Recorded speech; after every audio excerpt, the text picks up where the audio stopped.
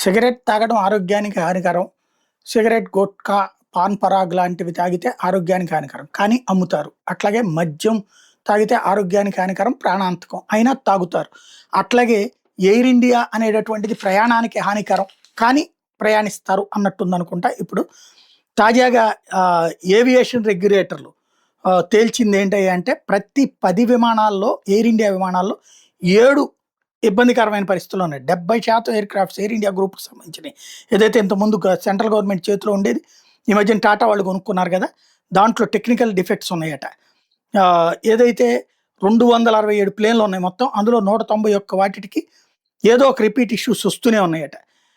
Airlines ఇప్పుడు minor ఫాల్ట్స్‌ని సరిగ్గా చేసుకుంటోంది. వాలంటరీగా రిపోర్ట్ చేస్తుంది. నంబర్స్ వచ్చేటప్పటికి సెన్సిటివ్ టైము, ఫాలోయింగ్ క్రాషెస్ అన్నటువంటి నేపథ్యంలో పెద్ద చర్చ దారితీస్తుంది. అనేక సార్లు మాస్ క్యాన్సిలేషన్ జరగాల్సినటువంటి పరిస్థితి రావడం మొన్న ఇండిగో నేపథ్యంలో మరింత చర్చ జరుగుతుంది. అట్లాంటి ప్రమాదం రాకుండా జాగ్రత్త పడుతోందట. ఇండియాస్ ఏవియేషన్ సెక్టార్‌లో విపరీతమైన ప్రెషర్స్ ఉంది. 350 విమానాలు అవసరమైన చోట 30 ఉంటున్నటువంటి పరిస్థితి ఉందన్నటువంటి లెక్క చెప్తున్నారు.